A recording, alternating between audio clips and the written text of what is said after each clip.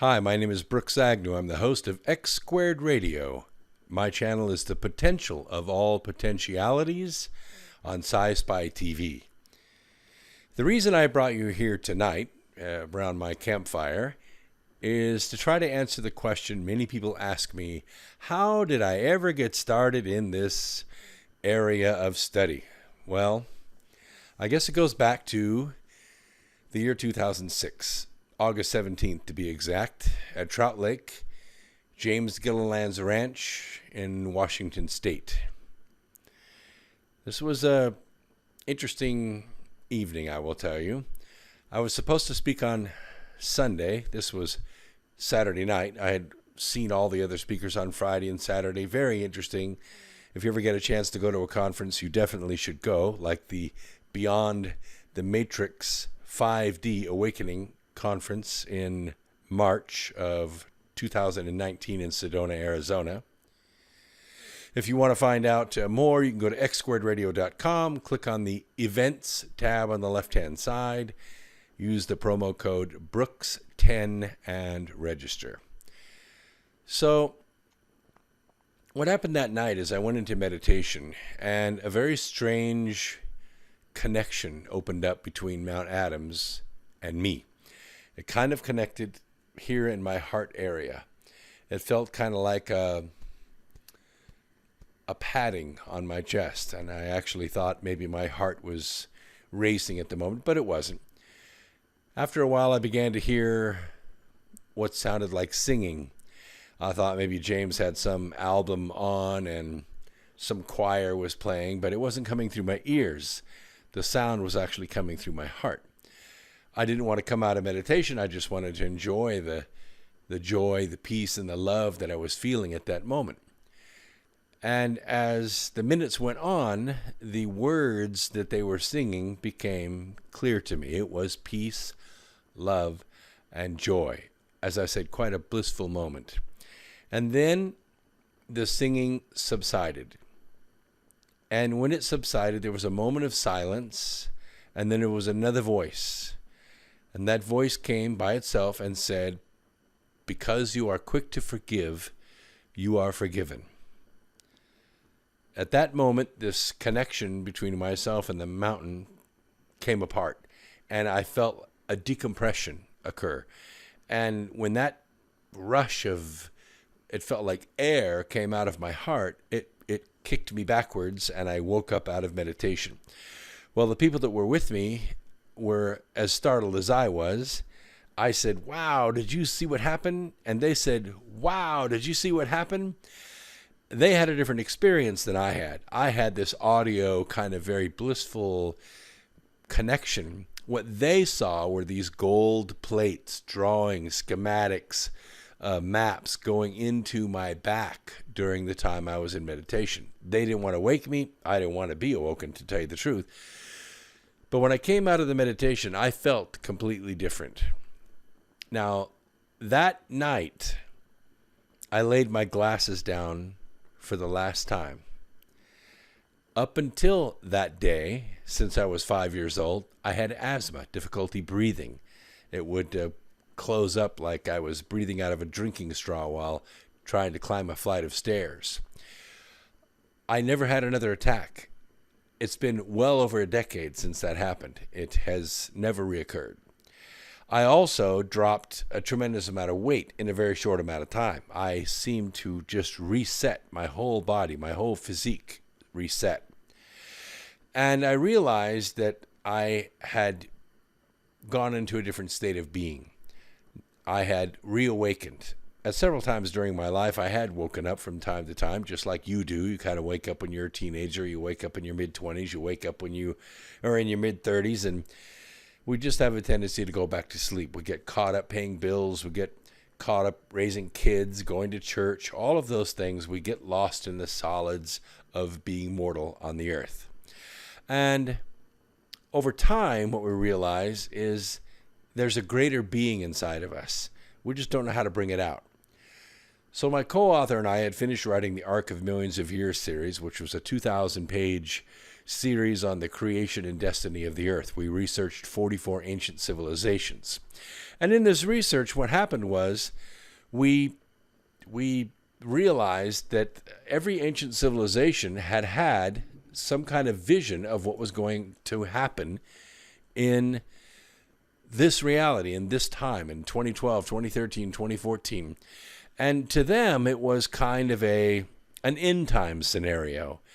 And I kind of had a feeling of doom and gloom about it. So I thought there's got to be a way out. There has to be a future state for the human race. We don't just end in some cataclysm or march inexorably to Armageddon and destroy each other. So I went into meditation in the year 2007 to try to figure out what to do. In that meditation, I projected myself to the year 2015, just to see what things might be like. I have to tell you, I was quite amazed because we didn't make it. The weather was screwed up, the economy was screwed up, the presidency itself had collapsed. We were divided into all these different factions. Nobody could agree on anything, and it felt like the American experiment was in the throes of ending or being taken over. I didn't like it. I didn't like it at all. I came back to the year 2007 in that meditation, and I realized I had been shown this for a reason. I realized that I had been called. It was only up to me then to decide whether or not to choose. And I decided to choose. So I wrote a book called Remembering the Future, The Physics of the Soul and Time Travel. In that book, I figured out a way for people to access time on purpose. Because in physics, time is just this line that can go just as well to the future as it does to the past. And what happened was people began to practice those techniques, and they practiced them by the millions. I spoke about it on the radio, on television. I wrote about it in books. I toured the world and lectured people all over the world. And people began to practice these techniques. And what we began to see shortly thereafter, 2008, 2009, 2010, we started seeing these ripples in time. By 2013, 2014, they were manifesting themselves in a phenomenon we now call the Mandela effect. They were just little changes in things like titles of movies, words to songs, lines to movies, brands, things that we knew very well when we were a kid. All of us recall, the lines to a song or the lines to a movie or the title to a movie. We all remember them. And yet, the physical evidence that's available to us now says something different. And it wasn't a few things. It was a lot of things. People were practicing this not just by going into the future and projecting for themselves, imagining for themselves, manifesting for themselves a solid future of bounty, of richness. They were also going into the past, and they were repairing things. They were fixing how they felt about things that happened to them or things that they were involved in the past. And in that repairing, they were setting up tiny little changes in the timeline. So by the year 2015, those conditions that I saw in 2007 began to actually happen. And it was quite mind-expanding to see this happen. The planet was changing. But even though we came very, very close in 2016 to losing it all, we almost lost this country. America almost went away. We missed it. We did survive. We did prosper. And in 2017 and 2018, the United States of America did something nobody thought was possible. No economist thought it was possible. No world leader thought it was possible. Certainly no politician thought it was possible, but we did it. And it wasn't one man. It was all of us. It was the awakened human race that began to push these things forward. We came out of the shadows with our own light. And now in 2019, here we are. This is my first video of 2019. I am declaring this to be the year of light. It is the year of light. All these little pockets of light that we have created over the last 10 years around the world. Not just me, but other hosts, other writers, other presenters. All these pockets of light. It is time to crank up the light. Now, don't be afraid that there is a grand division going on right now. That was all prophesied. This grand division is happening. What's happening is we are beginning to separate into small groups, like groups. We're being drawn to one another in tiny little pockets of light all around the world. Very soon, I don't know if it's going to be this year, but very soon there will be an event called The Gathering. And this is where all of those people that can resonate at these higher frequencies, that can actually generate light from their souls, we're going to come together. And when we come together, it's going to leave the rest of the world in darkness. But don't worry, because everyone is going to choose what they want. Remember, dark souls, those who cannot think for themselves, these non-player characters, they just run a program over and over again in their minds. They're filled with hatred, they're filled with fear, and they actually have an allergic reaction to the light. We want to try to reach those people that can stand the light. We want to reach those people. We want to bring them into this greater universe. Because I will tell you, for 25,000 light years in every direction, we have scoured the universe as best we can with the instruments that we have, and we're continuing to do it every single day.